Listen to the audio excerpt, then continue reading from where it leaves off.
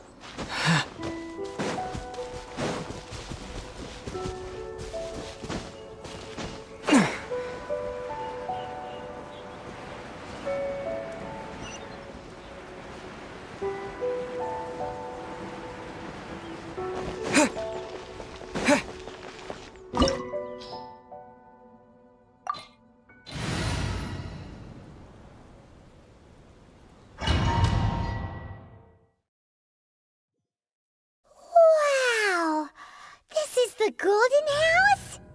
It looked impressive enough from the outside, but who would have guessed that it was even fancier on the inside? And so full of Mora. This is where all of Teyvat's Mora is minted, right? In that case, maybe they won't notice if a few Mora go missing. Oh, so it's a trap! Tricky, tricky. Good thing Paimon's got you here. But even if we can't take any, we can still have a closer look, right?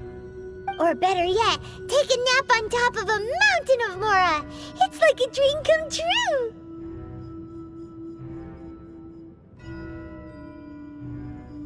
Oh, right. Back to business. It's quiet. Too quiet. Surely someone's gotta be guarding something as important as the Exuvia. Huh? Look! What happened here? Uh-oh. Paimon smells trouble. Quick! We have to go make sure that the Exuvia is all right.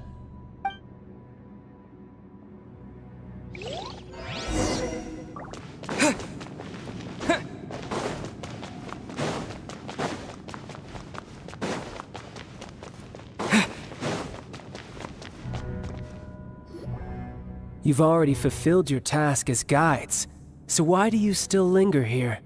Haven't you already seen enough trouble for today? Huh? Who's there? If you were Fatui, I imagine that you would be entitled to a generous reward from the Tsaritsa herself. But now, you're nothing but dross, and you're in my way. Where should I start? Well, I've never been one to beat around the bush, you know. But who could have possibly guessed that the god of Geo would mysteriously perish the very moment I arrived in Liyue, and that the Exuvia would subsequently be hidden away? If it weren't for that lovely little rite of parting ceremony you put together, it would have taken me a whole lot longer to get the information I needed. Stopping the Mora mints, hiding away the Exuvia. The Xiqing are really pulling out all the stops this time. So you've been planning to take the Gnosis from inside the Exuvia all along? As one of the 11 Fatui Harbingers, it's my duty to see the will of the Tsaritsa fulfilled. She will get that which she desires.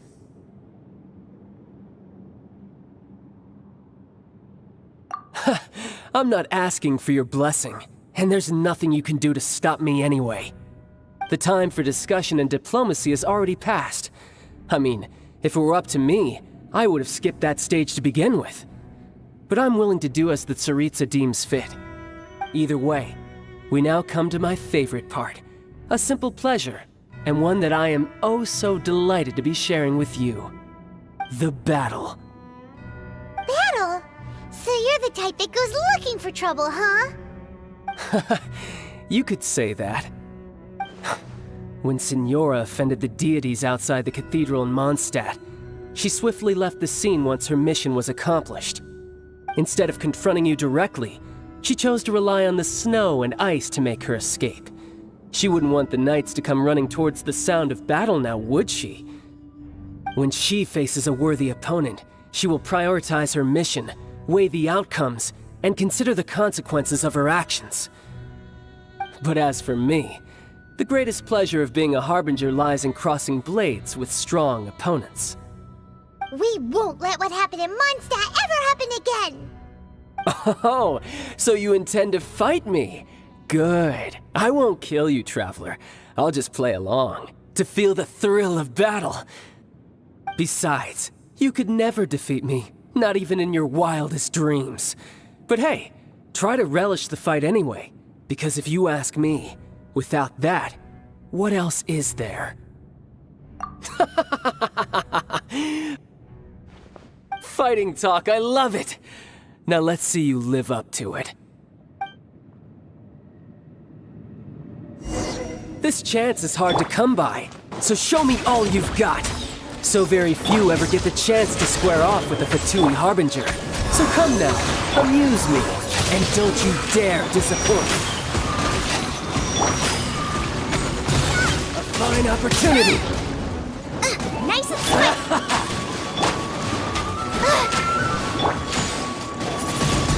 Passable effort. You've made some progress. Not bad. You've got a trick or two. Good. No wonder Senora was so wary of you. Well, that just means I can go all out. Brace yourself. This is about to get tough. Now, show me what you can do against the might of a Harbinger.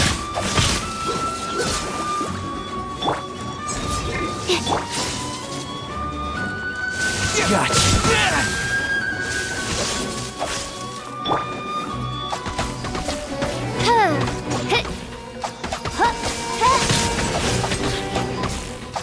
By royal decree. Nice and spicy. Something else catch your eye? Oh, goodness gracious.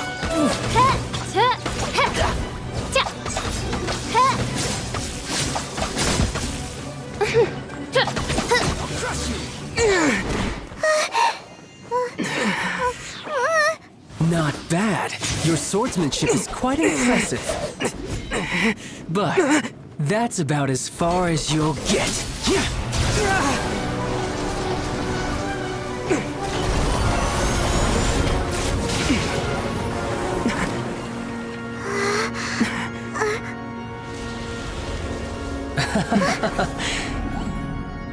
Didn't think you had that card hidden up your sleeve. You were just playing us to get close to the Exuvia! Oh, quiet down. Stop acting like some wide-eyed recruit. You've seen this world. You of all people should know. This should have been expected! Well then, I'll be taking more Axis Gnosis now! I see. Well, this is most unexpected. You beat me to it, didn't you?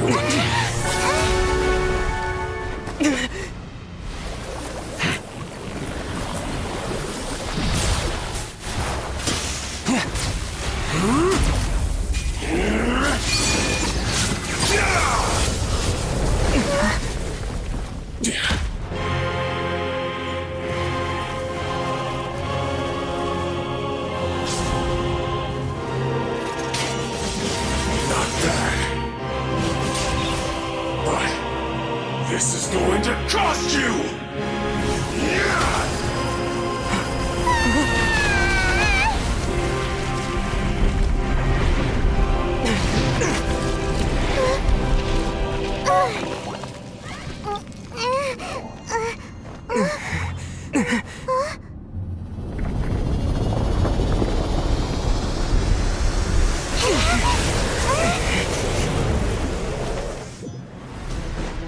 You got to the Gnosis ahead of me, didn't you?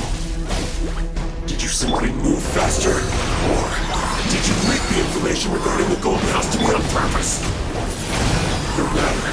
Hand the Gnosis over, now! Don't make me take it from you! We didn't take it!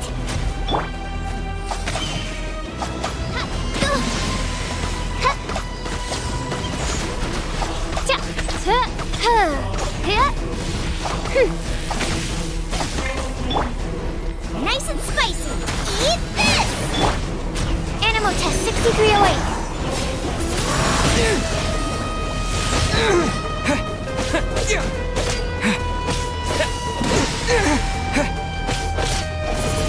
Windblade! Out of the frying pan, it's Oz, reveal thyself! Mein Fräulein.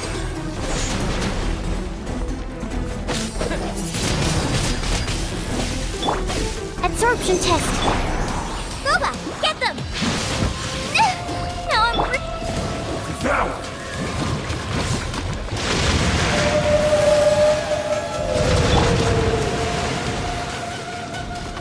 Let it run!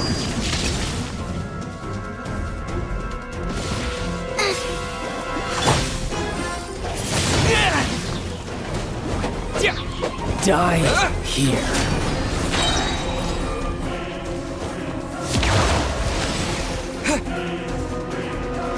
Disappear!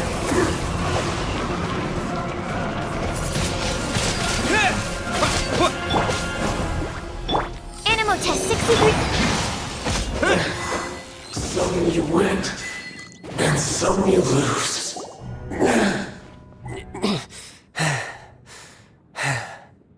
Look! Child's back to normal again! Well then, time to cool off. It seems the burden of the foul legacy transformation was too great for my body. I lacked the opportunity to think this through. And now that I consider the matter more carefully, you never had any chance of beating me to the Gnosis. You had no connection to the Gnosis, no matter where it had been taken. That's what we've been trying to tell you! We didn't take it! Your show of ability today far surpasses that of Signora's initial assessment of you in Mondstadt. Tell me, how could that be?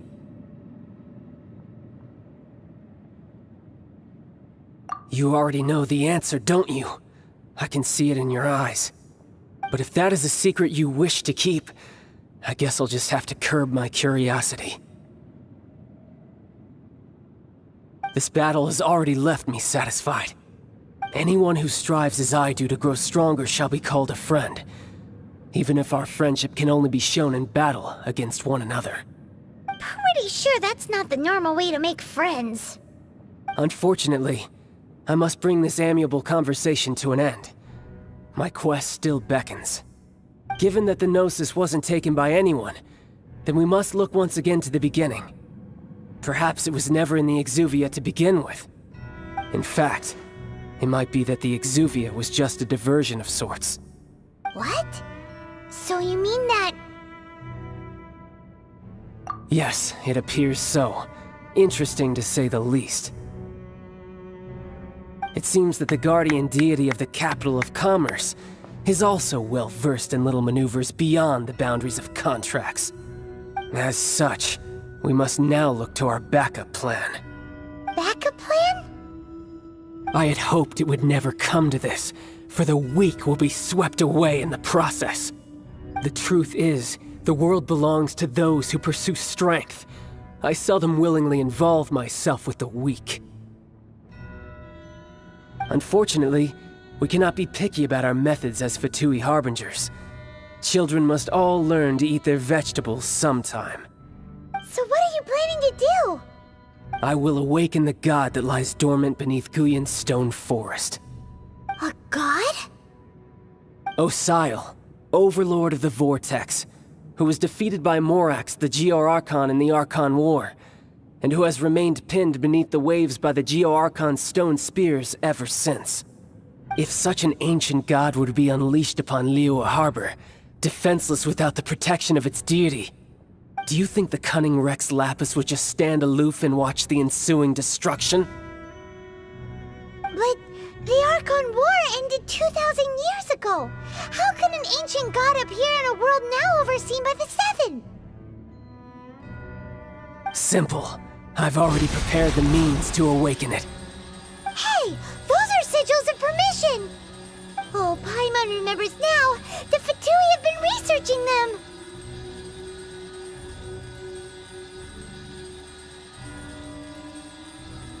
Indeed. The one that was given to you was just a byproduct of our research.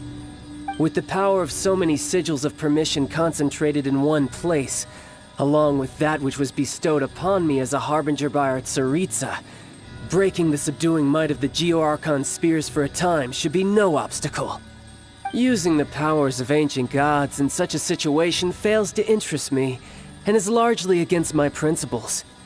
But knowing that such an action will not only force the Geo-Archon to show its hand, but you as well, that makes matters a little more intriguing.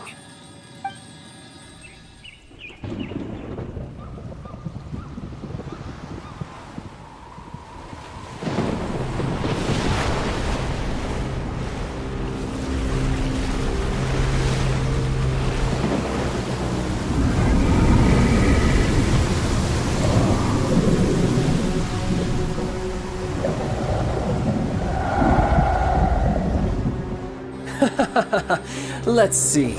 Will the nation that has lost its deity be swallowed up by an ancient malice once more? If you wish to drown together with the people of Liyue, you're free to stay and enjoy the show. Huh? He's is already gone! That guy is fast! What's going on?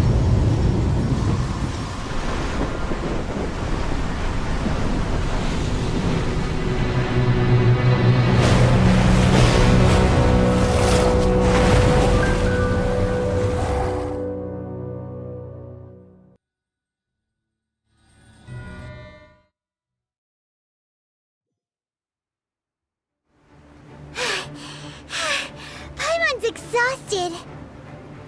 If we hadn't happened to see the Jade Chamber flying over just as we came out of the Golden House, we really wouldn't have known which way to go.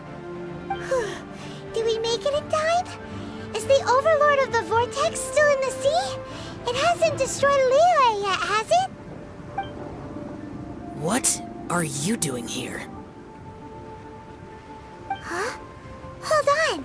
It's the Adepti. What are you doing on the Jade Chamber? Paimon thought you were arguing with the Xiqing. Is the fighting over? Faced with a calamity of such magnitude, we have agreed to put our differences aside for now and unite against this common enemy. Oh, Paimon gets it. So how do you plan to defend Liyue? Just seeing this Overlord of the Vortex guy puts a pit in Paimon's tummy, even from all the way out here. It's not just you. We've got new Millilith recruits who can't even stand at attention without shaking. The force of an ancient god's presence seems to be too much for ordinary people to handle. Which is why we must stop that monster before it gets any closer to Liyue Harbor. So the Archon War was fought 2,000 years ago against enemies like that thing? Now that's scary. So will the power of the Xiqing, Millilith, and Adepti gathered here be enough to stop that god? We've already discussed this together, and our conclusion is... not necessarily. What? But all of you are supposed to be the Guardians of Liyue. Can't you think of something? One certainly could. Huh? The Xiqing did once research the matter of the Guizhong Ballista when it piqued their fancy. And as fate would have it, one who did craft the Guizhong Ballista with one's own hands is here. For what could you mortals ever learn of Adepti mechanisms? Yet, it would take one, but a little tinkering to turn this ballista into an engine of war beyond your wildest thoughts. I suppose this is one blessing from the Adepti that we should be thankful for. So be it. We shall use the upgraded Guizhong Ballista to fight off that god. All the Adepti here can lend their strength to man it. We haven't a moment to spare. Our battle begins now. Yep.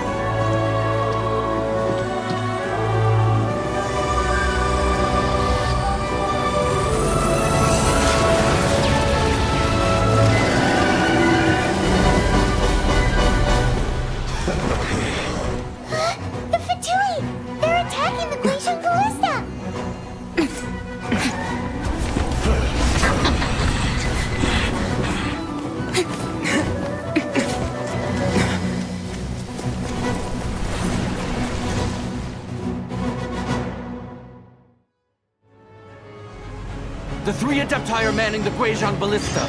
Do not let the Fatui disturb their work! All able Millilith, with me! Let's go help too! We Adepti have not faced a god in several millennia. Let one see what you're made of then. What strength remains within you? One wishes to witness.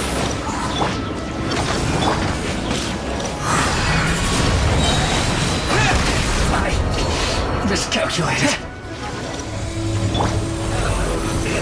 Hey, yeah! Out of the frying pan, into the Oz reveal! Yeah.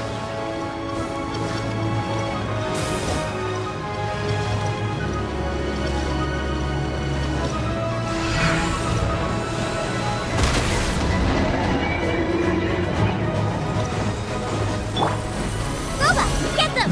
Enhanced animal module 75!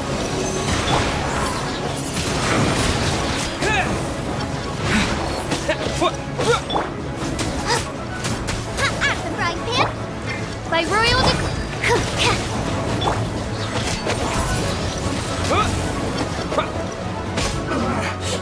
Looks like I went too far. What is that? That is Osial's divine power. I am very familiar with it. Be careful not to get hit.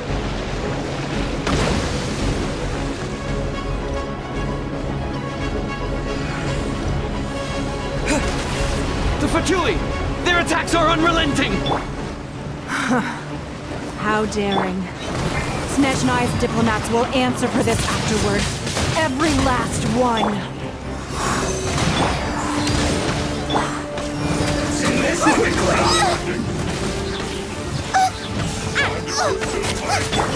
The ancient gods attacking again!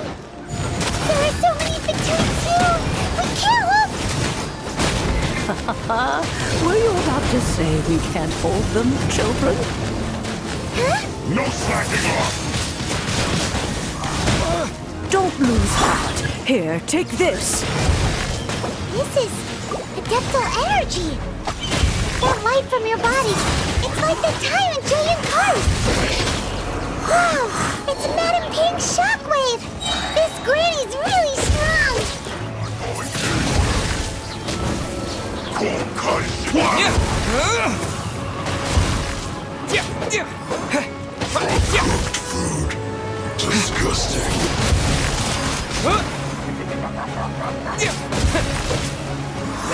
Is it time for a break yet? My duty.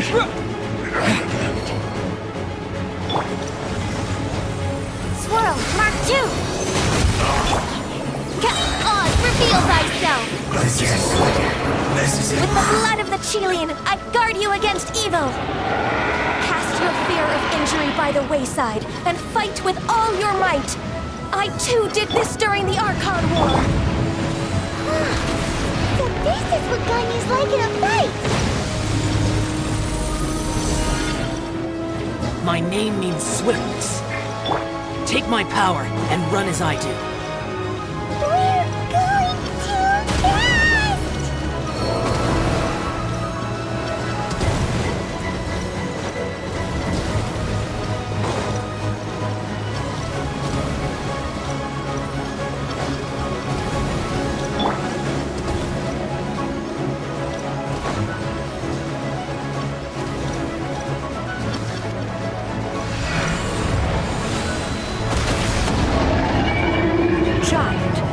Strong in body and spirit, that perhaps you can withstand 3 forms of Adeptal energy at once.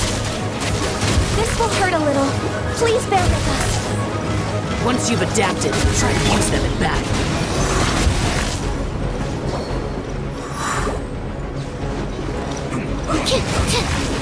This isn't good. Midnight Phantasmagoria.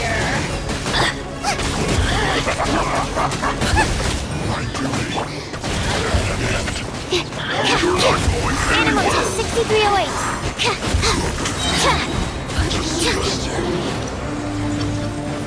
Animal hypostasis emulation. Let me amuse myself a little.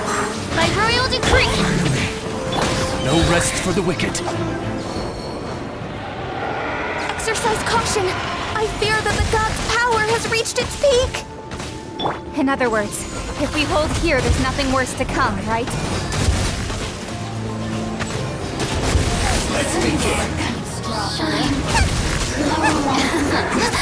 Let me amuse myself a little. I guess this is it.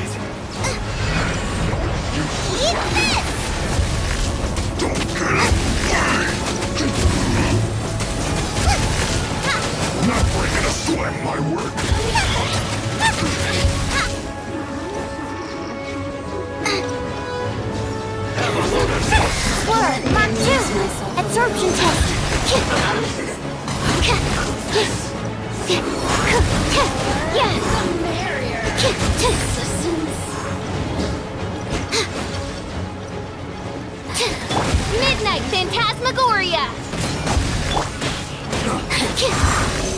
The Fatui's numbers are thinning! Fight on, comrades! Once we finish this lot off, the Adepti will be able to deal with the god in peace!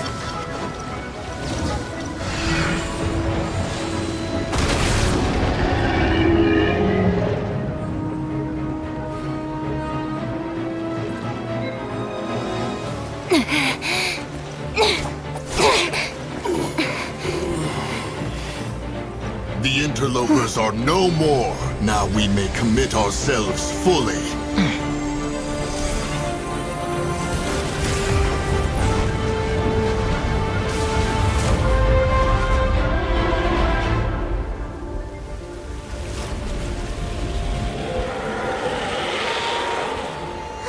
It's working! We just need to keep this up!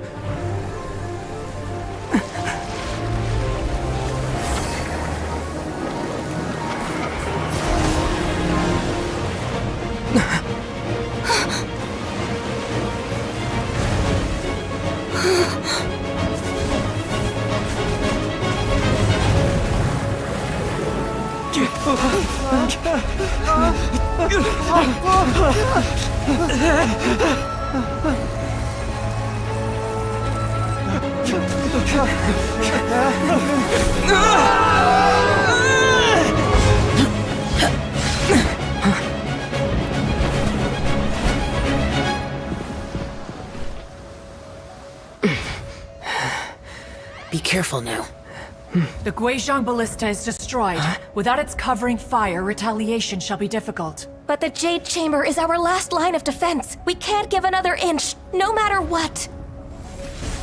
I have another idea. What do you mean, Lady Ningguang? I'll sacrifice the Jade Chamber. What is the meaning of this? I understand. Traveler, lend me a hand. Farewell, old friend. Goodbye for now. Let us meet again in the future.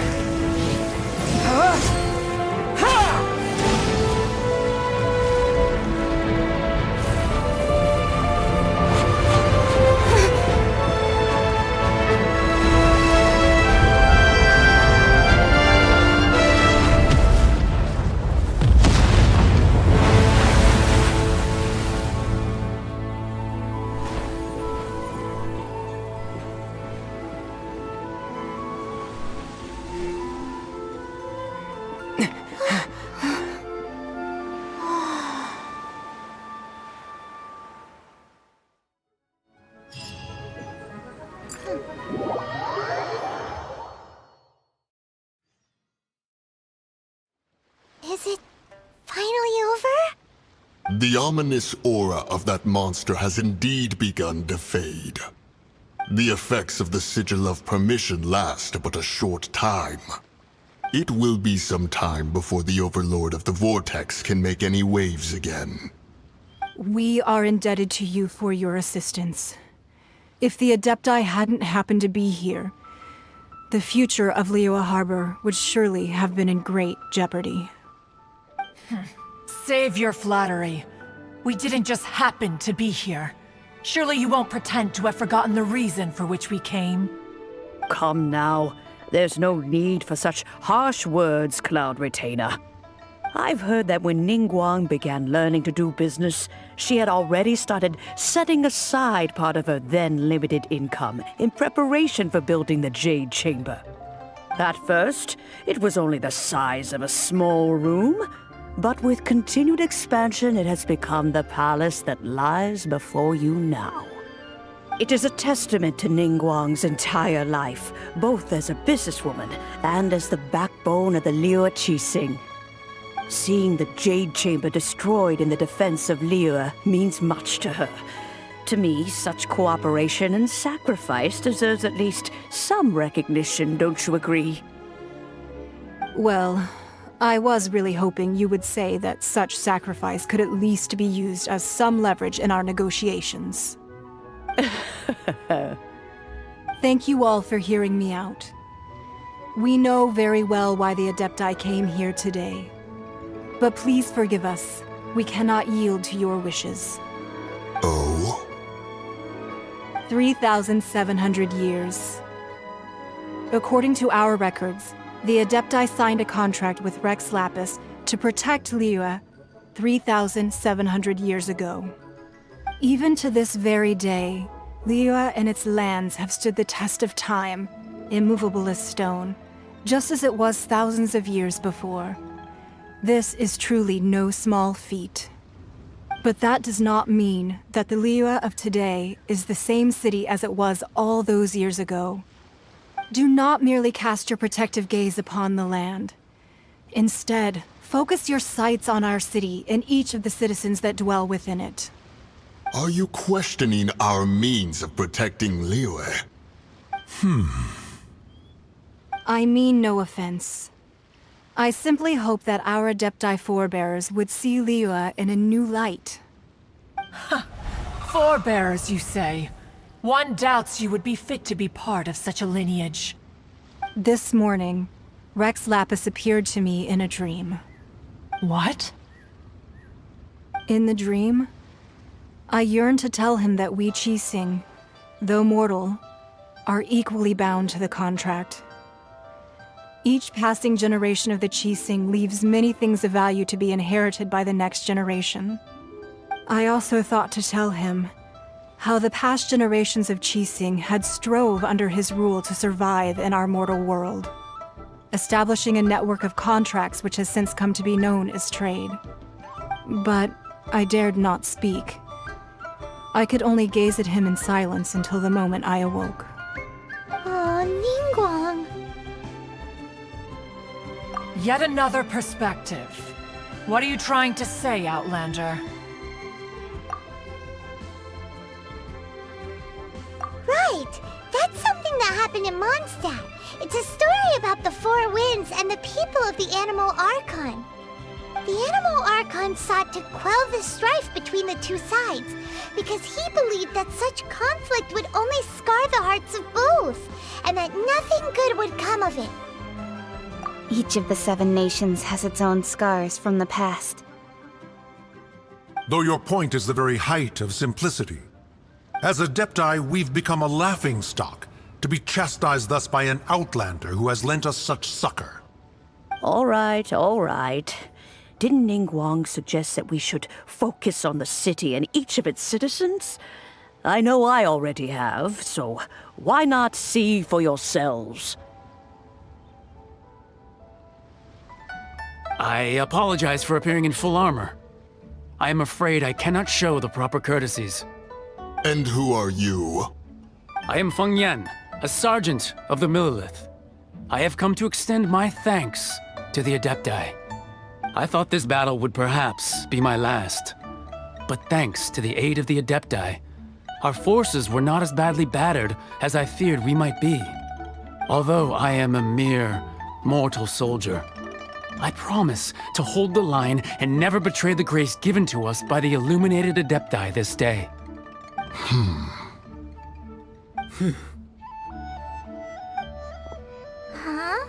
Why does everyone look so down? Didn't we just beat that big monster? Weren't you frightened, dear? It was quite the predicament.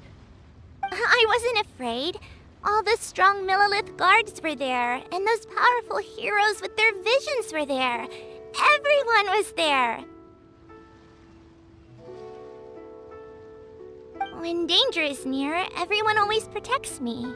And the rest of the time, they make fun toys and tasty snacks and loads of things that make the harbor so pretty. Thanks for protecting Liyue Harbor. Please come visit us for the next lantern rite. Unfortunately, we wouldn't be able to participate. Huh? Because we are Adepti. Oh, okay. It must be hard being an Adeptus. Aww. You see, this is what Liyue is like today. The country of contracts is grateful to the Adepti for their protection. But it is no longer necessary for the city to rely on the Adepti's power to solve every little niggling matter. Although their blood is weak, there is still strength to be found in those we call mortals. The time of contracts between gods and Liyue has long since passed. Now is the time of contracts between Liyue and its people. Seeing the port around us now, it is hard not to feel a bit out of place. Wouldn't you say so, Cloud Retainer? Your line of inquiry is askew. One did not spearhead this expedition to Liyue Harbor. Seems like the Adepti have had a change of heart.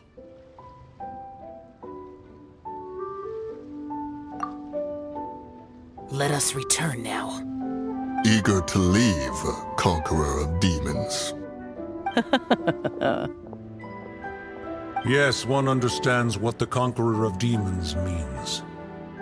The city of Liyue has changed much after our long separation.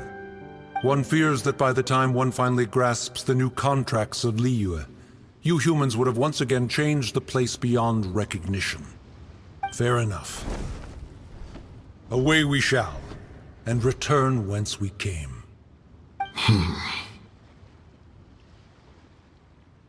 Since we Adepti have consensus, then one shall persist no further.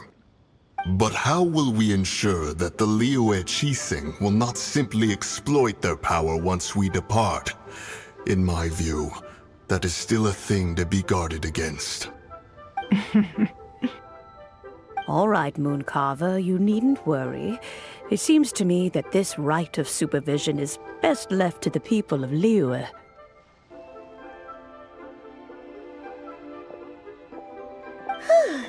Looks like the conflict between humans and Adepti was avoided. All's well that ends well, huh? Oh, right! It's nice that we've got peace and all, but we're forgetting one thing. Child wanted to unleash the god so he could lure Rex Lapis out. But we were able to handle the Overlord of the Vortex on our own, so Rex Lapis never showed up. Oh, and speaking of that, don't we still need to get to the bottom of that Archon's death, too?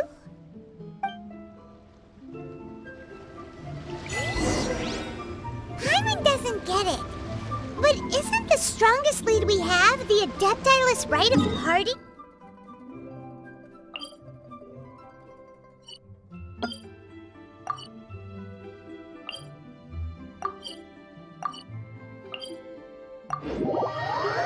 That we're organizing? No idea where Zhongli's gone. Let's ask for him at Wangsheng Funeral Parlor.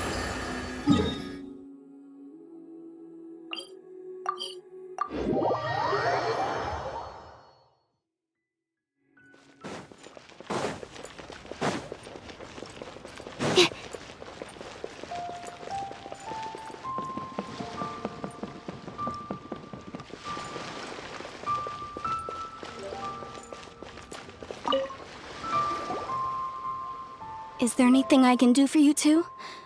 I'm afraid that Wangsheng Funeral Parlor isn't in the best state to receive guests. We've come to see Zhongli. Could you please tell him we're here? Unfortunately, Zhongli isn't here at the moment. It seems he went to Northland Bank.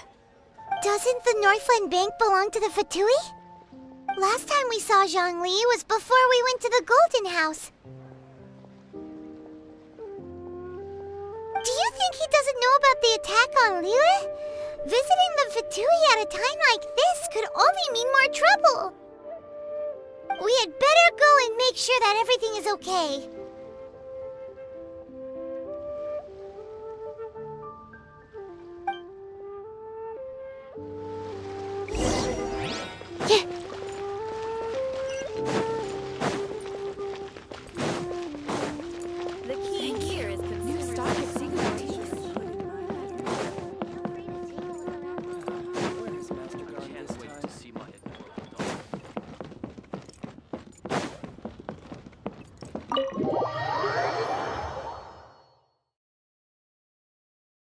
You call this cooperation between Harbingers? Cooperation involves communication, you know. Don't take it to heart, child. Besides, aren't you happy that you got to skip the formalities and bring chaos to the land? I'm sure you must have enjoyed that.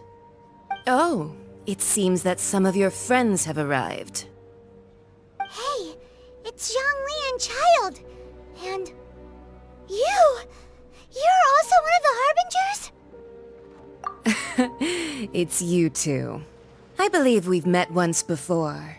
In the city of Bards, was it? I'm glad you still remember my name. Ah, right. I imagine that it must have been rather hard to forget watching helplessly as something precious was snatched away from your friend. Well, if it isn't you two. This is our first time seeing each other since Liyue was nearly wiped off the map. This is certainly a bit awkward, wouldn't you say? Paimon knew that we should never have trusted a Fatui Harbinger. Oh, now don't say that. Sure, I may have misled you, but I never had anything against you personally. Besides, I thought we were getting along quite well together, didn't you? Except for that little tussle we had at the end. Nothing personal. We just have different views, that's all. Of course, you may very well hold this against me, but that's up to you. The real deceivers here are Senora and Zhongli. Curse them for leading me on. So actually, I think... Stop wasting time, child. There'll be plenty of time to chat once I'm through here. You remember the agreement, Morax. Now, if you would be so kind. The Gnosis, please. What in the world are you talking about? The contract is fulfilled. That which thou seeketh is now bestowed unto thee. For my promise is solid as stone.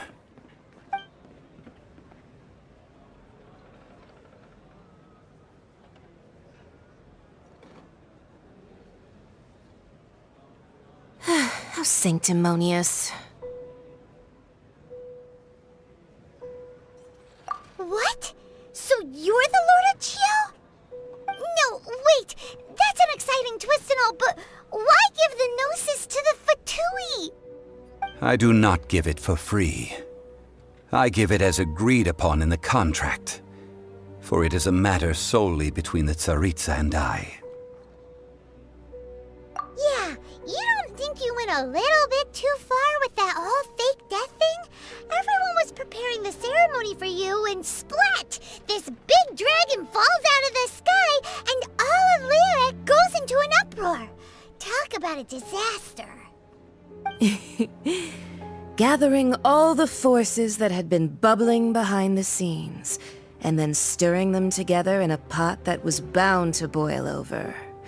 That's what he wanted to see, am I right? Wait, what? Perhaps it's best that I explain. As you know, I've dwelt upon this world for more than 6,000 years. It is now 3,700 years ago that I founded Liyue together with the Adepti. Even boulders that can withstand whirlpools will erode with the passing of time. I kept convincing myself that cracks had not begun to form, and that the end of my time had not yet come. Until one drizzly day, as I was strolling along the harbor, I heard a merchant tell one of his workers, "You've finished your duties. Go ahead and call it a day." I stood motionless among the crowds, asking myself, have I already finished my duties? Oh, Zhongli. But as I began to consider relinquishing my divine role, I soon discovered that many reasons still remained to not hastily depart. Was Liyue, the city I had dwelt in for so long, already prepared to enter its next age? I decided that a test was needed in order to reveal the answer. So I feigned my own death, and gathered the cast of Child, the Adepti, and the Liyue Xiqing to play their roles together on the stage that was Liyue. Indeed I was, The Gnosis, which I had kept for so many years, suddenly seemed to have lost its meaning. That's right. Which is why I continued to safeguard the Gnosis until now. So you mean that if the chaos ever reached the point of no return, you would simply appear and use your divine powers to bring Lilith back under control? Of course, and it would have been all too easy for him too. Just as a child quickly matures after losing their parents, so has Liyue matured when faced with the death of its deity. In the end, the resolution to all that has transpired was even more satisfactory than I could have hoped for. Take the Adepti, for instance. Owing to their years of seclusion, they were the least informed. Yet when faced with a crisis, they commendably showed the greatest amount of restraint possible. Not only did they manage to cooperate with the Xiqing, but in the end, they even made efforts to understand the hearts of the people. Credit is also due to Signora, the emissary dispatched by the Cryo-Archon to fulfill our contract. At my request, she kept everything she knew in strict confidence. This despite the eavesdropping ears of her colleague, Child. This meant I could remain as Zhongli, even having the chance to fulfill the age-old traditions of Liyue in this mortal form. Thank you for joining me on this journey, Traveler. All of these things turned out as I had planned. There is only one thing that I had not anticipated, and that was the conduct of the Liyue Xiqing. I had expected them to do no more than the Adepti, to come to the defense of Liyue. But when all was said and done, they seized the opportunity to supplant Liyue as divine protectors, and used the subsequent power vacuum left by my death to quickly gain complete control of Liyue. Huh? That doesn't sound good at all! Ha! On the contrary, I think it is excellent. I had always feared that it was too soon for them to take over from me. And it was also that which I longed for the most. As such, this is the best parting gift anyone could have given this god of old. Hey, what about me? Doesn't anyone feel the least bit of remorse for deceiving me? You've practically kept me in the dark! I think that thanks would be more appropriate. You certainly played no small part in all of this, wreaking havoc and turning the city upside down. The Lord of Geo ought to thank you for your performance, if anything. If you hadn't created the pressure of a battle between mortals, Adepti, and a god, the lump of coal resting in the hands of the Geo-Archon, Liyue, would never have been able to become a dazzling diamond of a city. Huh? Just whose side are you on, mocking me like that? Are you itching for a fight?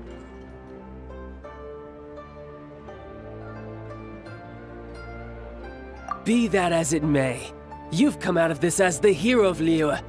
I, on the other hand, will be forever prescribed as a disturber of the peace, no? Well then, with the Gnosis in my possession, I have no use for such idle chatter. We should return to Zapoljarny Palace and seek an audience with Her Majesty, the Tsaritsa. Come, child. Fine. I'll meet you there later. I'm not sharing a boat with the likes of you.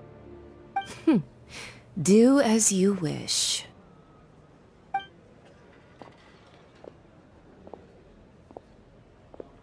Now then, is there anything else you wish to ask me?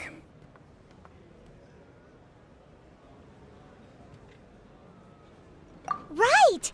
As Zhongli always told us, a good trade is a fair trade. Paimon has no idea what could be a good trade for a Gnosis. Realistically speaking, there is no such thing. Huh? However, I am the god of contracts. For thousands of years, I have made countless contracts. If the deal was of no benefit, then I certainly would not be inclined to agree to it. My agreement with the Cryo-Archon will be the last of my contracts as the Geo-Archon. My contract to end all contracts. As for the bargaining chip that the Tsaritsa used to balance the scales, Uncover that answer for yourself in your future journeys.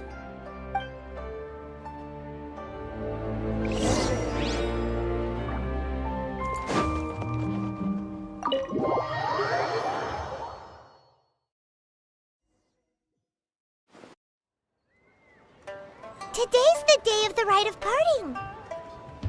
Although the star of the show is fake, we've spent so much time trying to organize it, it would be a real shame not to go there now.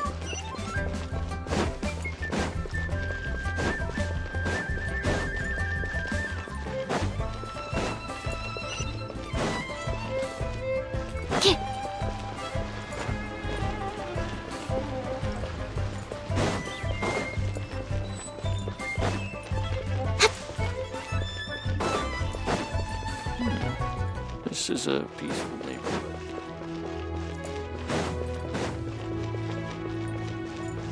Oh, well, since we're going through with this rite of parting, I guess it means that those rumors hit the nail on the head.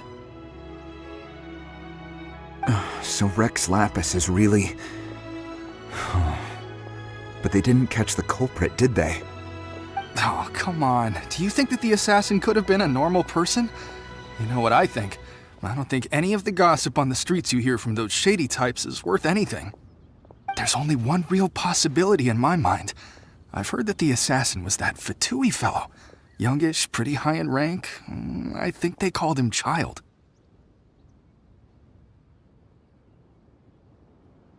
The Fatui?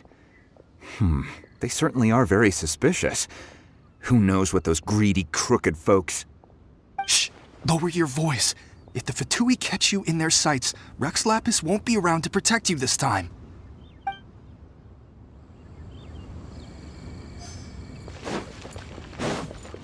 You know that god from the ocean couldn't have just shown up out of nowhere. I mean, it's been 2,000 years since Rex Lapis subdued it.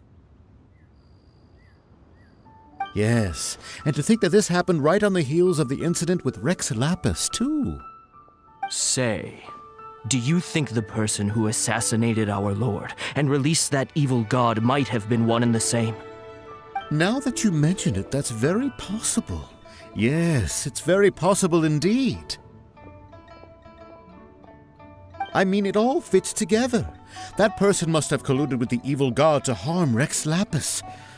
Oh, that wicked, black-hearted scoundrel. Still, what sort of supernatural prowess must this person possess to be able to do such things? I have never heard of such a person in all my years. Ah, forget it. Guessing's no use to us. Look, the Millilith over there looks like he's about to make an announcement. Let's hear what the Ministry of Civil Affairs has to say first.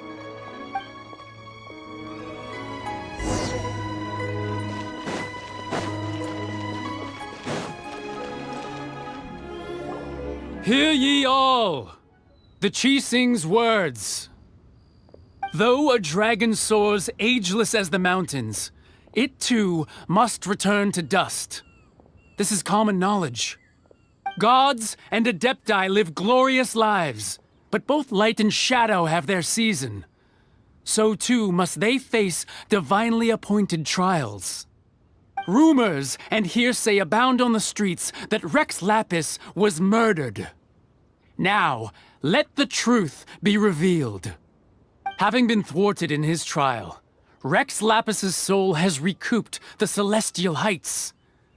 He beseeches the people of Liyue to grieve not and to let not their hearts be saddened. Nor are they to believe street-born rumors or indulge in baseless speculation.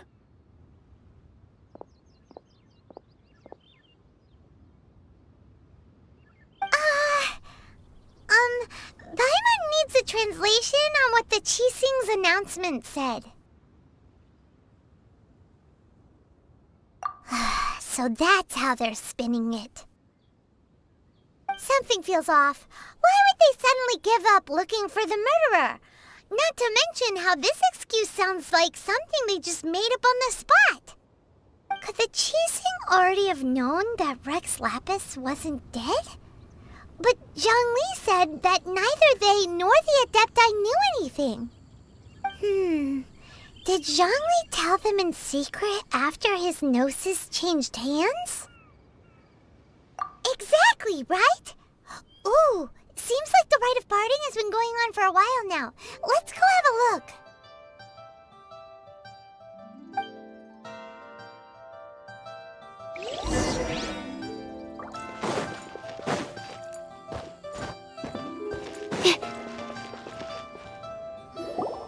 Look, it's Ningguang and Xiqing.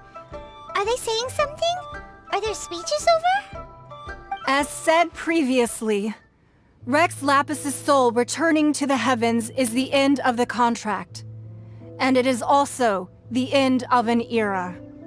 3,700 years of contracts burnt and reduced to ash. We, the people of Liyue, were indeed prosperous. But blinded by our prosperity, we forgot that time can be pitiless. The long, unending dream of our Archon walking among us. Now that we have awoken from our dream, we must learn to say farewell. Will you stand with us as we re-establish our contracts? As we build a new age of prosperity? So concludes the words of Her Eminence the Tianquan. Does Her Eminence the Yuheng have anything to add?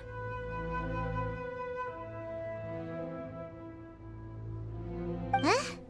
Is she looking this way? Traveler.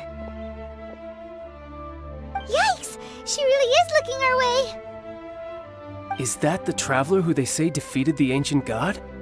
So young. The Liyue Xiqing always repay their debts. And as you have heard, our eyes see far and our reach is long. Name your price. You deserve that much. Whoa!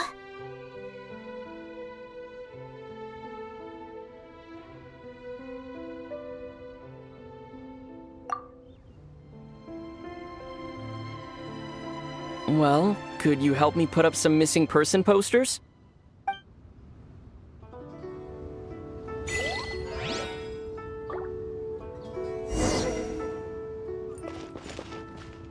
Roping you in with... And to think I'd put my best perfume on before coming here, thinking you'd like it.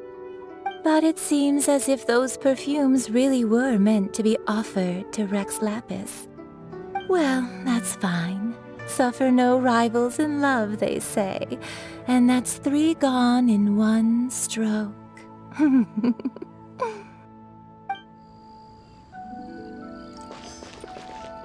As for the mortals and Adepti of Liyue, what shape shall our relationship take from now on?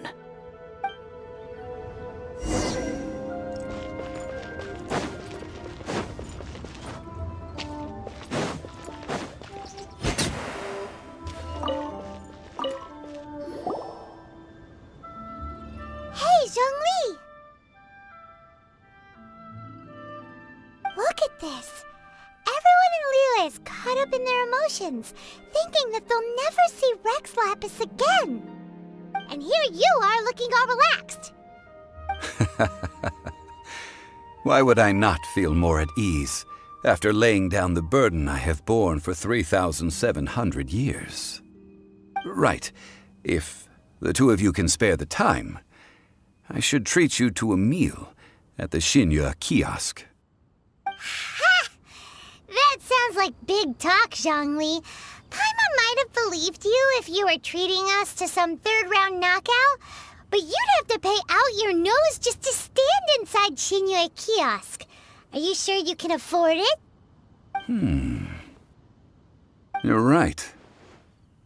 I do like the Mora.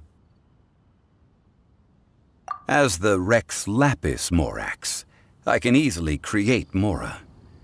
But since I have chosen to walk this earth as the mortal Zhongli, I should abide by the same rules that mortals do.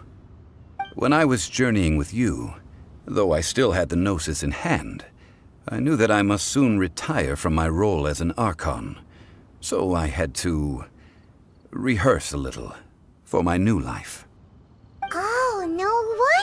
There! Paimon gets it now. You didn't look at the price tags when we were spending because you've never had to. But since you weren't used to not being able to just make more Mora as and when you wanted to, you had to try becoming a parasite to society who lives off of other people's credit. Well, we were only spending Fatui money. You don't have to say it like that. In the City of Commerce, we do not merely exchange money or goods. We also exchange knowledge, memories, and foresight, as well as positions, roles, and lives. The Archon Morax could never experience life as the true mortal Zhongli could, no matter how many times he descended to be with his people. I must thank you for that. I will treasure the memories that I made as Zhongli, traveling the streets of Liyue with you. That is true. But there is no journey that does not end. No meetings without partings.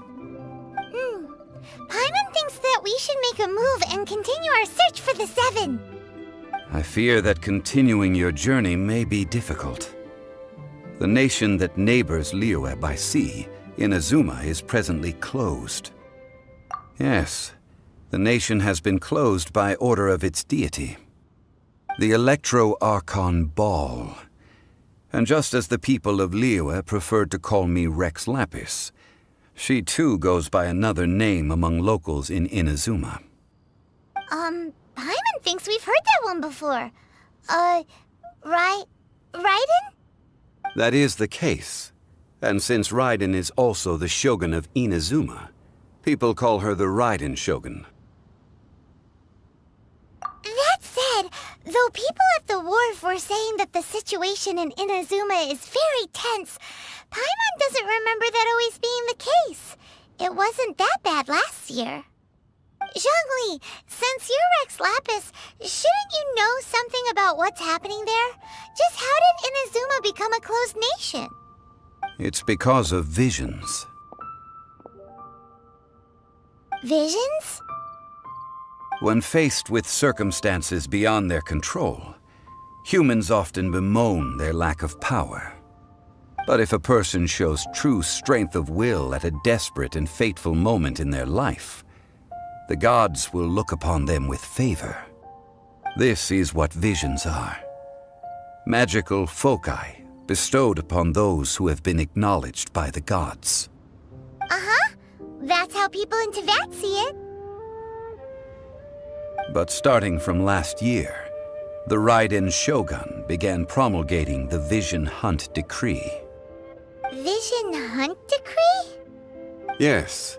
It was an order to seize all visions within Inazuma's borders, and to inlay them upon the hands of the statue of the omnipresent god. They want to seize visions. But why? Aren't visions blessings from the gods?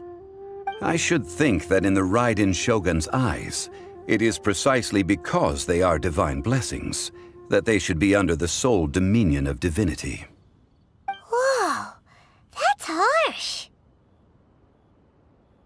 The Animo Archon is the god of freedom, and the Geo Archon is the god of contracts.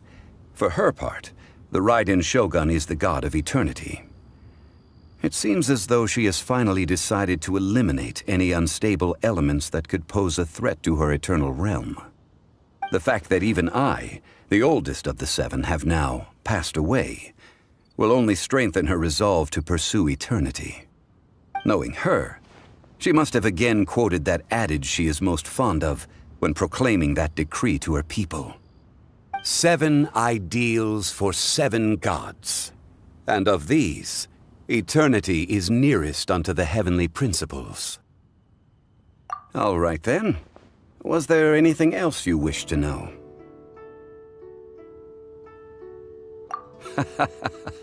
Ah, that was a good one. Failing a divine trial. How they came up with that excuse, I will never know. That said, the reason why the Xiqing were so eager to resolve the incident and stop pursuing the culprit was indeed because they received news in secret that Rex Lapis was not dead. I hinted as much to the Adepti as well. How did I accomplish that, you ask? Have you ever heard of this particularly convenient Adepti art known as gifting dreams and visions? All right then. Was there anything else you wish to know? Yeah, about that. Before the Xiqing made their announcement, we listened to a lot of people talking on the way. Most of them put the blame for everything on Child. These are indeed false accusations. But it remains undeniably true that Child did send people to the Jade Chamber to prevent the Adepti and the Xiqing from defeating the ancient god. I've heard that Ningguang is busy milking that for all it's worth on the foreign relations front at the moment, browbeating the envoys of the Fatui. Ha! Those poor Snezhnayan diplomats. If it were not for Child's exalted position as a harbinger, I'm certain that they would have shifted all the blame to him and called for his dismissal by now. All right then. Was there anything else you wish to know? The time of the Adepti has long passed. If even the Liyue Xiqing don't want to face that truth, then what future is there for Liyue? Kuching is absolutely right in saying this. Now, though I did laud Ningguang's desire for power, believing this to be a good thing, and thought as a matter of course that she must have been behind the Xiqing's plan to take governing power over Liyue from the hands of the gods and Adepti, could the original person who brought up the idea of seizing power have been... All right then. Was there anything else you wish to know? That's right. Zhongli, now that you don't have your Gnosis, what's going to happen to all the Mora in Teyvat? Since Morax is dead, are they all just gonna disappear? Also, isn't the Golden House the only mint in the entire continent? Will it even continue to work? The Mora present now will not vanish. But the Golden House will indeed have to cease operations for a lengthy period of time, since creating Mora requires the use of the Geo-Archon's power. This is terrible! We're all about to run out of Mora! The world is coming to an end! Yes, this is indeed a major issue from a financial standpoint.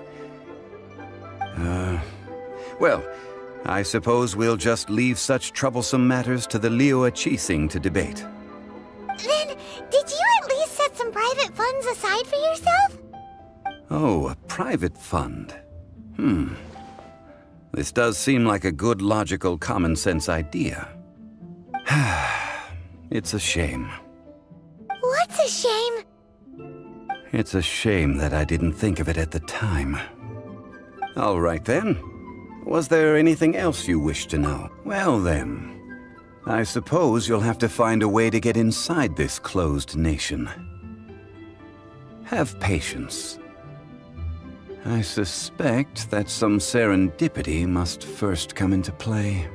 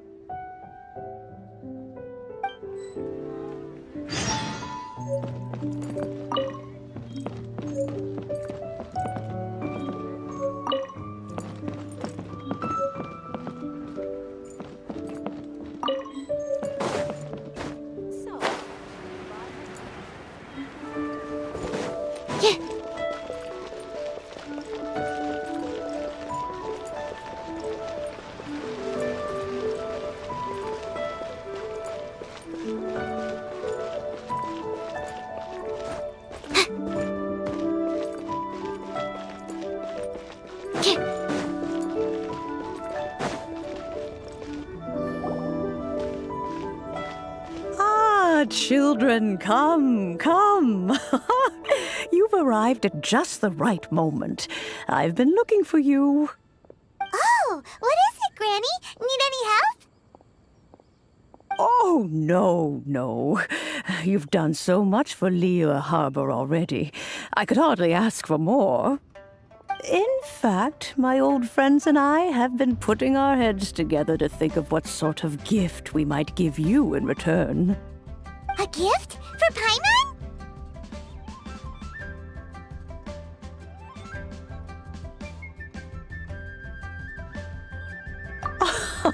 Oh, child, you are so very modest. Uncommonly so, even. But you mustn't decline this gift. I simply won't allow it. When you traversed my old teapot in search of the cleansing bell, I heard your little friend mention that you often camp out in the wilds. That simply won't do, especially since I imagine you still have a very long journey ahead of you. Fortunately, I have not yet grown so old as to see my subspace creation abilities atrophy. Oh, did my friends never mention that to you? Well then, it is a blessing we old folks once received from Rex Lapis, part of our illumination, if you will. I will not go into too much detail, but subspace creation is the ability to create a small, autonomous pocket world. The teapot that you entered previously was a little trinket created using that ability. So, in the eyes of an Adeptus, creating a magic teapot world is just child's play, huh? Oh, indeed, the teapot is nothing to boast of. One such as myself must depart from this realm to create a world of one's own. Rex Lapis, on the other hand, moved mountains and seas. That is what one might call an exercise of true power. But that's enough nostalgia for now. The gift that I have prepared for you just requires a few final materials to add the finishing touch. That's right! Finding stuff's what we're good at, after all. Oh, settle down now, children. There's no need for you to go running hither and thither. I have already found a fleet-footed youngster to prepare what I need. What's more, I doubt that you would know how to find the materials I am searching for. Some of them are very rare indeed these days. Well, for starters, I require some shimmer soil from the banks of Dihua Marsh. Back in the day, it could only be found where the glazed lilies thrived most profusely. You would have to dig downward, following the roots of the glazed lilies, and if you were lucky enough, you just might find a small patch of shimmer soil there. But almost no one has been able to find shimmer soil in this manner since Dihua Marsh came to be the way it is today. Even more difficult to find is smaragdus jadeite, which must be chiseled from the rock of the chasm. Or so it used to be. Ever since the Blackcliff Forge opened for business, they've slowly but surely stripped the mines all but completely bare of it. In any case, smaragdus jadeite is an Adepti treasure, and the adeptal power within is not something that most humans can withstand. Extended contact with it is, in fact, harmful to humans. Goodness knows if that child will succeed in finding these items. Well, since you're an Adeptus, Granny, the person you asked for help, they must be an Adeptus too, right? Yes. I suppose she does count as an Adeptus. She counts? How come there are so many Adepti in Liyue Harbor? We seem to bump into them all the time. It feels like even when you go out to eat, you could be sitting next to an Adeptus and never even know it. Oh, maybe so. Who can say? A fair few of my old friends are rather fond of mundane mortal life, after all. I'm back, Granny. Oh, I don't believe we've met. Ah, allow me to do the honors. This child here is Yanfei.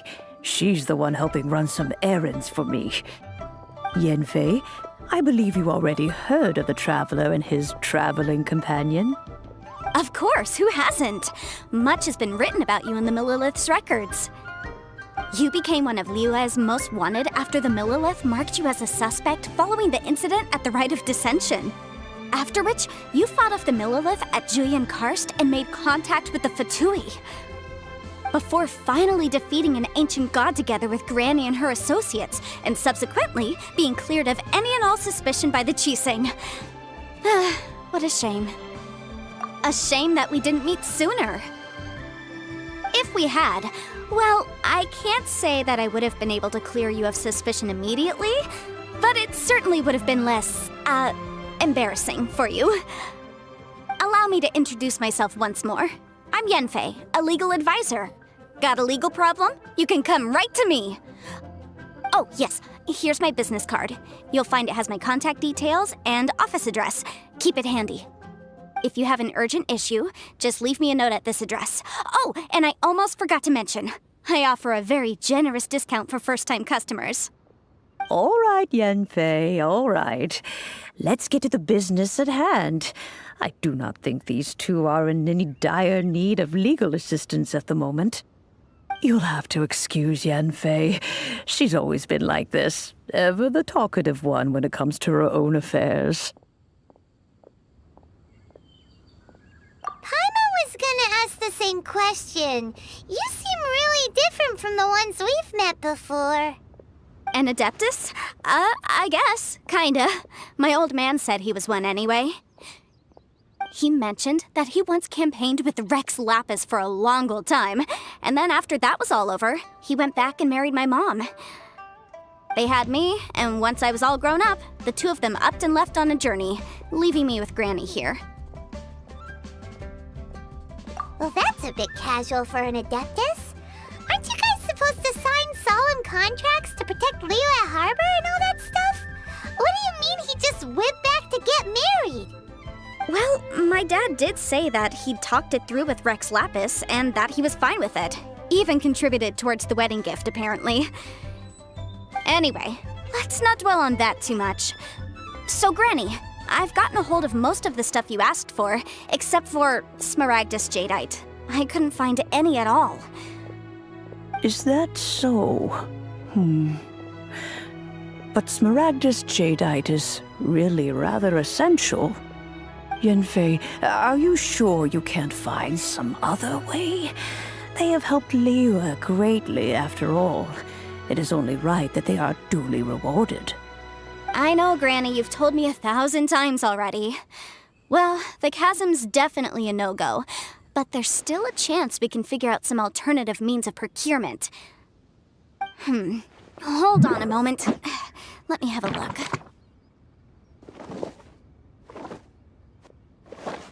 Whoa, that's a really thick book. What kind of things do you write in there? Commercial consultancy. Or Snezhnaya. Ah, found him. Krusel. A Snezhnayan merchant who once came to me with some legal queries on certain articles in the legal codices. If my memory serves, all of them had to do with rare ores. He mentioned that he was considering acquiring some Smaragdus Jadeite to make hairpins, and wanted to know if there were any legal ramifications that he should be aware of. Said he was planning to sell them in Snezhnaya. So, I guess I'll go look for him. With any luck, he'll have gotten his hands on some Smaragdus Jadeite, or might have an idea of where we can find some. Oh, you want to join me? I suppose that's no problem, but it's best if you just stand by and watch. If you try to get involved, you'll only risk placing yourself in legal jeopardy. Wow, an Adeptus imploring us to avoid incurring legal liability. Well, that's a first for sure. Best we be a little more careful than usual while we're with her.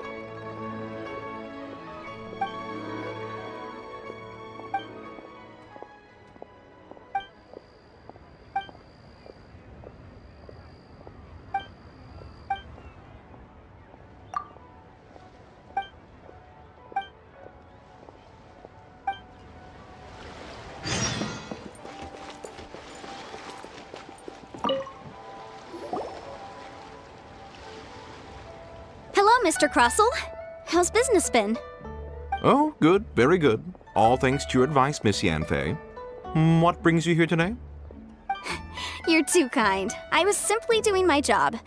Now, I believe that the last time we met, you mentioned that you were looking to source some Smaragdus jadeite to make hairpins. Have there been any further developments on this front? Well, yes. As a matter of fact, in the end, I did acquire a small piece of Smaragdus jadeite and had it fashioned into a pair of hairpins. Miss Yanfei, might I presume that you have an interest in the hairpins? I must apologize. I've already rented them out to a lady named Zhi. If you'd like to inspect them, you may have to wait quite some time. Wait, isn't Smaragdus jadeite really rare? Aren't you worried about the hairpins getting damaged or lost while they're being rented out? No, I'm not worried in the slightest, because I signed a contract with Miss Zhi before renting them to her. The contract makes it quite clear that if she loses or damages the item in question, she must compensate me for its full original value. In return, I included a clause that guarantees the Smaragdus jadeite is genuine, with a penalty of 10 times the item's value payable by me to Miss Zhi in the event that it is shown to be a fake. Guaranteed genuine, with 10 times the value payable if this claim is shown to be false? Yes, these terms are very clear indeed. Of course. This way, both the client and I have the assurance we need. To ensure fairness, each of us has retained an original copy of the contract. In that case, might you know where Miss Zhi lives? We'd like to pay her a visit and have a look at the hairpins. Oh, of course. She wrote her address down when we signed our contract. Here, I'll mark it on your map for you. Thanks a lot, Mr. Crossell. We'll be off now.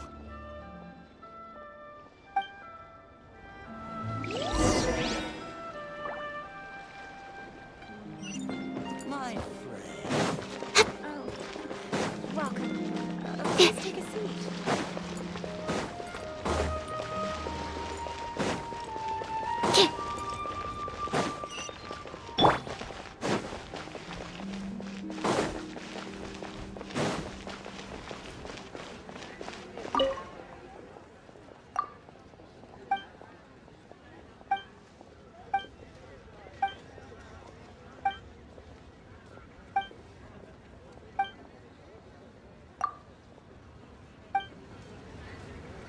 I can't wait to see my adorable daughter again.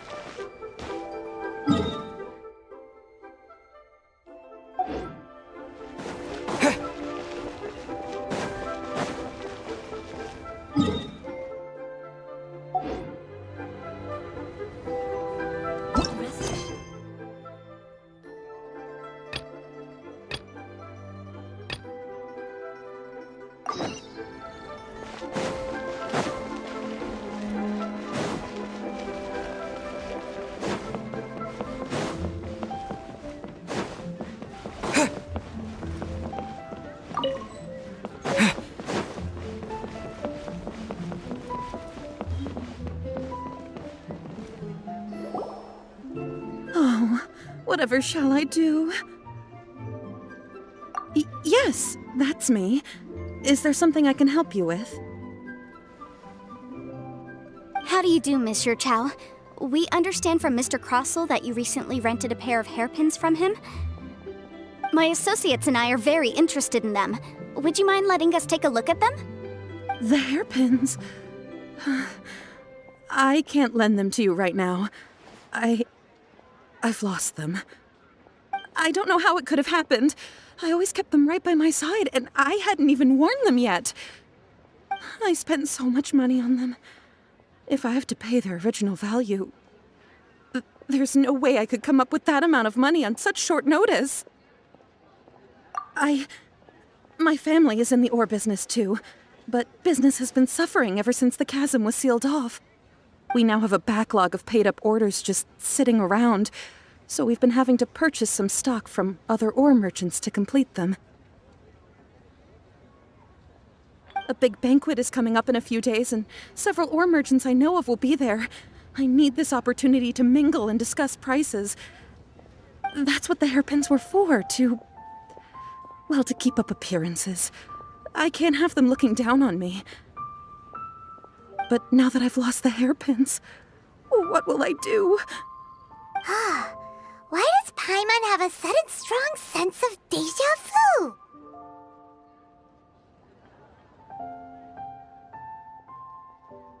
Would you really? I sent a commission to the Adventurers Guild, but I haven't heard anything back from them yet. Hold on. Don't run off looking for the hairpins just yet. Monsieur Chow, would you let me have a look at the rental contract you signed? Huh? Well, I mean, sure, I have it right here. Here you are. Let me see.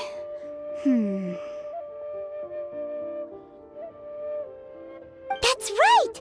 Yanfei said she's a legal advisor, didn't she?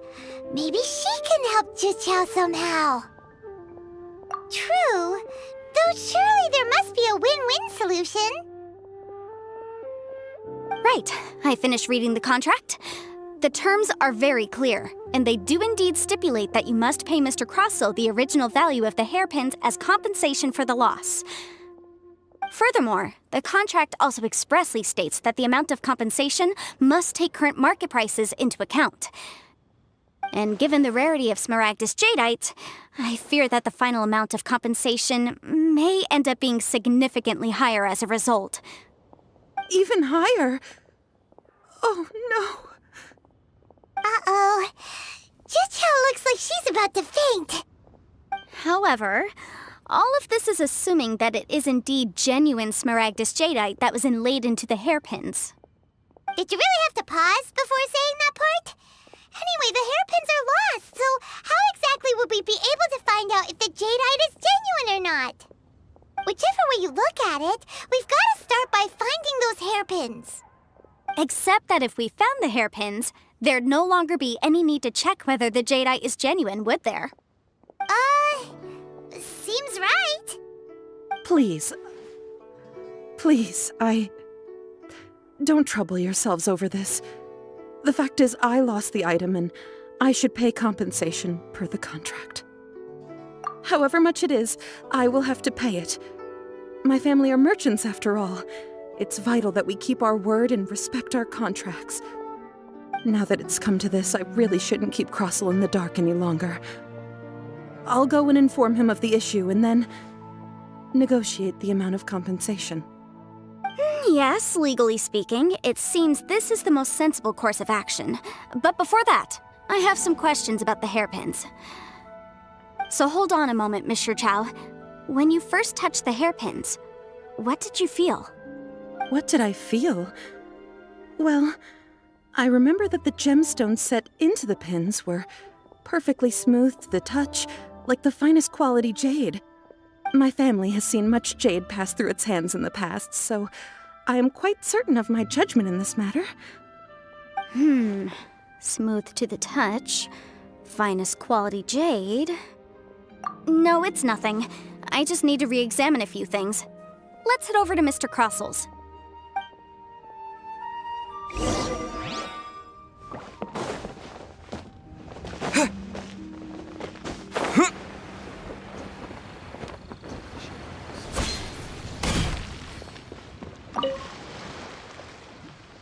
Ah, Miss Yanfei, you've returned. With Miss Jiqiao in tow, too, I see.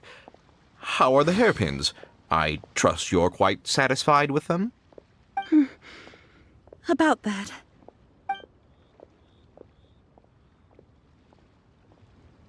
You lost them?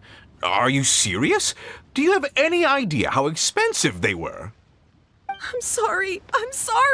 Truly I am. I'll pay the compensation as per our contract. Every last mora. Mora? Do you have any idea what I had to go through to get my hands on that Smaragdus jadeite? I just don't... Forget it. Talking won't bring them back. Since Miss Yanfei is here, I suppose we can just have her estimate the amount that needs to be paid. No problem. But before I can give an official estimate, I'll need to do a little market research. Ah, yes, and if I may just confirm again, it was in fact genuine Smaragdus jadeite inlaid into the hairpins, correct? Of course! Genuine article guaranteed, or I pay back 10 times the value. All right, understood. I'll conduct some market research, and once I'm back, I'll provide an official assessment of the sum owed by Mr. Chow in compensation. Please wait here, Mr. Crossell. Thank you very much.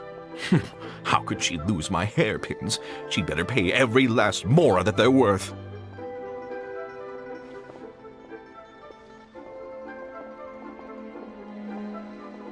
Looks like I'll have to find some way to raise that money. Please wait, Mr. Chow. I have something to discuss with you. It's not convenient to speak here, so let's find somewhere that we can sit and talk in more detail.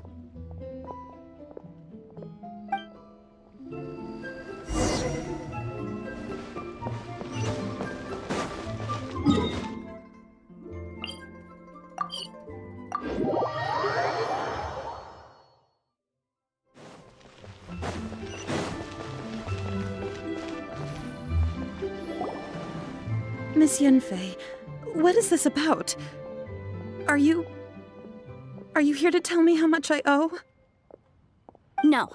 What I wanted to talk about is, there is a chance that the ore inlaid on those hairpins may not be Smaragdus jadeite after all.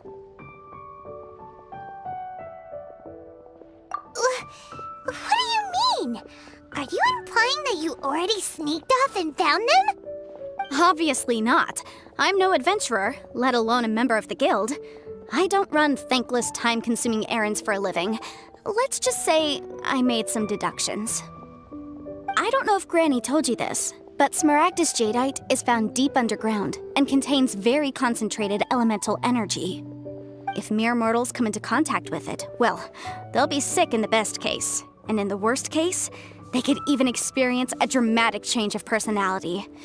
It most certainly would not be smooth to the touch. Mr. Chow, did you at any time feel unwell while the hairpins were in your possession? No, not at all. I felt perfectly fine the whole time. Not even the slightest bit unwell. I didn't feel anything special at all, in fact.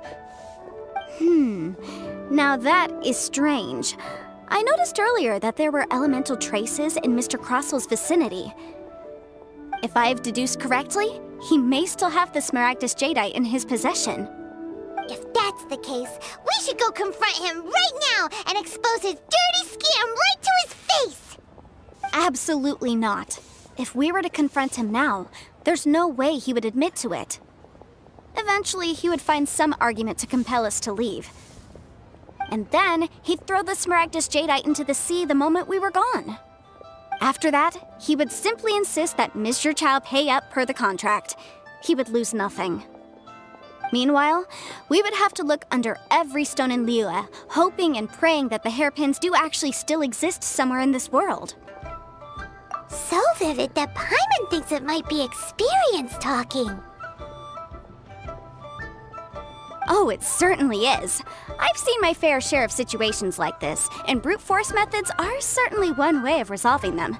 Fortunately, I have far more elegant solutions at my disposal. I'll share them with you in due course. Well then, since you're so experienced in dealing with problems like this, perhaps you could help me, Miss Yunfei. Oh, that won't be a problem. But first, Mr. Chow, can I ask you to please sign this contract? Huh? Does there have to be a contract for everything? Paimon can't even keep track. It feels like Yanfei is even more concerned with them than a certain someone else we know. These are my formal terms of engagement. Everything prior to now has just been pro bono advice.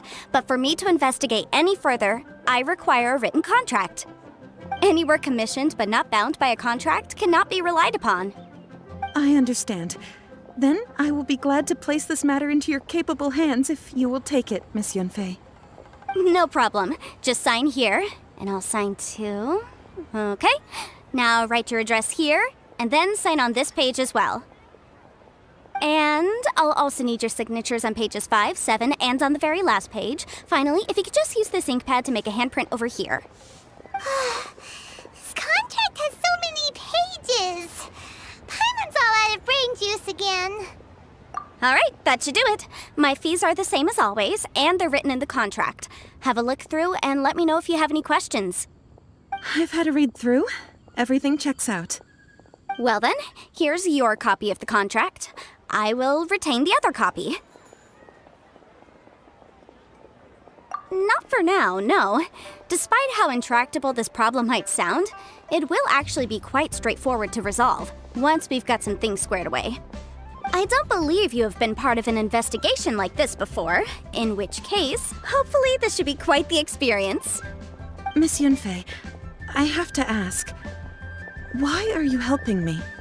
Because, as it happens, I'm currently trying to acquire some Smaragdus Jadeite myself. I noticed strong traces of geo-energy around Mr. Crossell, so perhaps he has, in fact, secured some. Whether he actually made it into an item of jewelry or not is a separate matter, but either way, it's a lead. As long as we follow it, who knows? We might just be able to get our hands on some Smaragdus Jadeite. Also, the idea of someone abusing the law to their advantage, I won't stand for it. But again, let's not dwell on this. Let's go to... where can we find someone who processes ore? Ah, I've got it! Let's pay a visit to Chateau, the boss of the Jade Mystery. He's a professional when it comes to working with stone and ore. If Mr. Crossell had his ore worked on at all, Chateau would undoubtedly have been his first choice.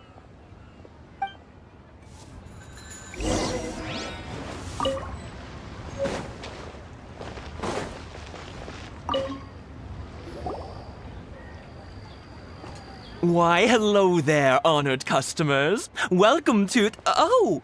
It's you, Miss Yanfei. Is something the matter? Surely not more spurious claims that my jade betting is rigged and no one can ever win? Oh, I swear on all that is sacred. No, nothing of the sort. Has a Snezhnine merchant named Crossell enlisted your ore processing services recently by any chance? A Snezhnine merchant named Crossell, you say? I do remember that. He brought me a piece of ore, claiming that it was Smaragdus Jadeite. That was the first time I'd ever encountered it, so I had no way of telling if it was really Smaragdus Jadeite or not. But if a customer insists, far be it from me to contradict them. He was quite generous with his money, too, so I didn't give it too much thought. I processed the ore as per his request.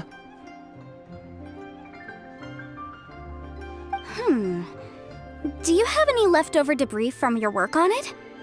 Why, yes. It was my first time encountering this ore, after all, so I kept a few loose shavings to study myself later.